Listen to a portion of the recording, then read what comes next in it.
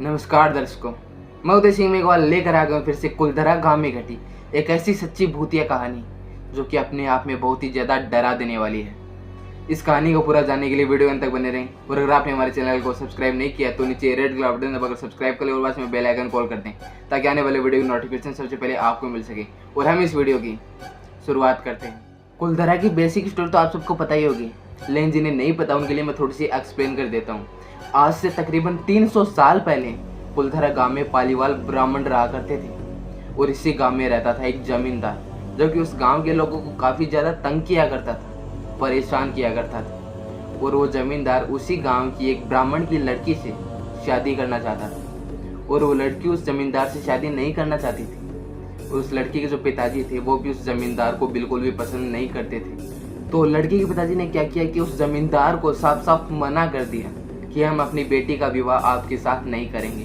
तो उस जमींदार ने कहा कि मैं तुम सबको कल तक का समय देता हूँ, कल तक अगर तुमने इस लड़के का विवाह मेरे साथ नहीं किया तो मैं इस पूरे गांव को तबाह कर दूंगा, शमशान बना दूंगा। फिर सारी गांव वालों को टेंशन हो गई और रात को पूरे गांव की एक बैठक बुलाई गई जिसमें वो सोच रहे थे कि जमींदार का सामना कैसे किया जाए।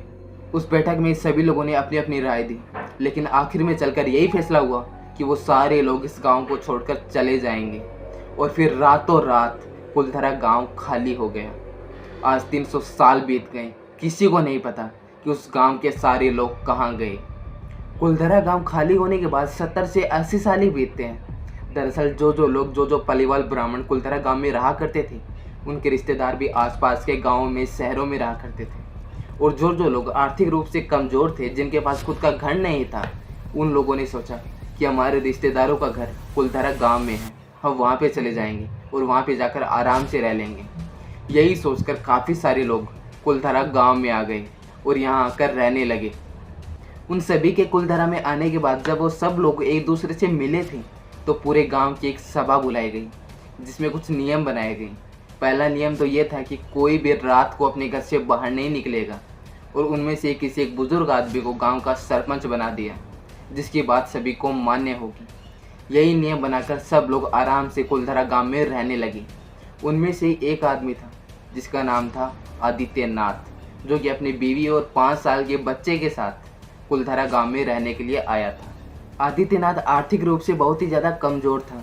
वो उससे पहले शहर में रहा करता था, वहाँ पे तो वो अपने छोटे से काम किया करता था, लेकिन अभी वो गाँव में आ गया था तो उसने सोचा कि मैं यहाँ पे क्या काम करूँगा। दरअसल आदित्यनाथ को मूर्तियाँ बनाने का शौक़ था, इसलिए उसने सोचा कि मैं गांव के बाहरी इलाके में एक दुकान खोल लेता हूँ, मैं वहाँ पे मूर्तियाँ बनाया करूँगा। यही सोचकर आदित्यनाथ ने गांव के बाहरी इलाके में एक दुकान खोल ली और वहाँ पे मूर्तियाँ बनाने लगा। वो रोज़ सुबह 6 बजे दुकान जाता और शाम को 5 साढ़े 5 बजे के आसपास वापस आ जाता।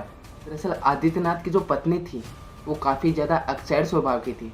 जब उसे कुलधरा के बारे में पता चला था कि कुलधरा एक ऐसा गाँव है जिसके सारे लोग एक रात में गायब हो गए थे, ये गांव रातों रात खाली हो गया था, तो उसके मन में भी इच्छा हुई कुलधरा को देखने की, कुलधरा में घूमने की। और एक बार क्या हुआ कि आदित्यनाथ को उसकी दुकान पर बहुत सारी मूर्तियों का एक बहुत बड़ा ऑर्डर मिलता है, जिसकी वजह से आदित्यनाथ काफ़ी ज़्यादा खुश होता है और अपने घर जाकर अपनी पत्नी को सारी बात बताता है और कहता है कि कल मैं सारा ऑर्डर पूरा करूँगा। और फिर उसके अगले दिन आदित्यनाथ सुबह 6 बजे अपनी दुकान चला जाता है और फिर पूरे दिन काम करता है। काम करते करते उसे रात के 9 बज जाते हैं। 9 बजने के बाद वो देखता है कि रात के 9 बज गए हैं, अंधेरा हो गया है, मुझे जल्द से जल्द मेरे गांव जाना चाहिए। आदित्यनाथ जल्द से जल्द अपने घर पहुंचता है। घर पहुंचकर देखता है कि उसका बेटा अकेला ही सोया हुआ है, उसकी पत्नी वहाँ पे है ही नहीं। तो आदित्यनाथ अपने बेटे से पूछता है कि बेटा तुम्हारी मम्मी कहाँ गई? तो उसका बेटा कहता है कि मम्मी तो मुझे खाना खिला के बाहर चली गई। आदित्यनाथ को टेंशन हो जाती है क्योंकि उस गाँव का नियम था कि कोई भी अंधेरा होने के बाद घर से बाहर नहीं निकलेगा। उसके बाद आदित्यनाथ हाथ में रोशनी लेकर घर के बाहर निकलता है, चारों तरफ अपनी पत्नी को ढूंढता है, लेकिन उसे अपनी पत्नी कहीं नहीं दिखती। उसके बाद वो गांव के एंड तक पहुंचता है। वहाँ पे एक घर था जिसके बाहर उसकी पत्नी बैठी बैठी रो रही थी। आदित्यनाथ जाकर अपनी पत्नी से पूछता है तुम रो क्यों रही हो? तो उसकी पत्नी रोते हुए कहती है कि वो सारे लोग मेरी आंखों के सामने जलकर राख हो गए। ऐसे ही वो रोए जा रही थी। आदित्यनाथ को भी टेंशन होने लगती है। उसके बाद वो अपनी पत्नी को घर पर लाता है, पानी पिलाता है और किसी तरह सुला देता है। उसके अगले दिन आदित्यनाथ जल्द से जल्द 5 बजे के आसपास ही घर आ जाता है दुकान से। घर आने के बाद रात के 9 साढ़े 9 बजते हैं। वैसा ही सारे लोग सो चुके थे। तभी उसकी पत्नी वापस घर के बाहर निकल जाती है। 12 साढ़े 12 बजे के आसपास आदित्यनाथ की दोबारा आंख खुलती है। तब वो देखता है कि उसकी पत्नी आज भी नहीं है।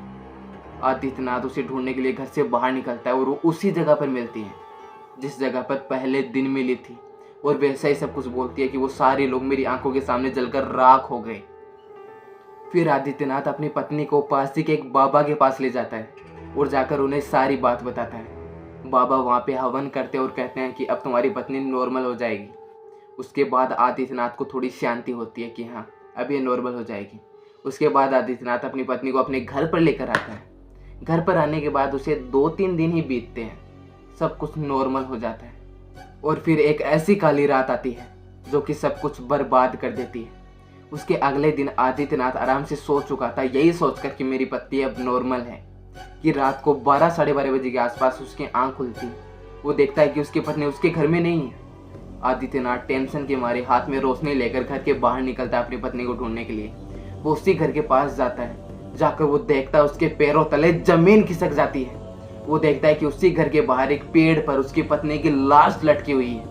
ये सब देखकर आदित्यनाथ पूरा सहम जाता है और फिर वो जोर से चिल्लाता है।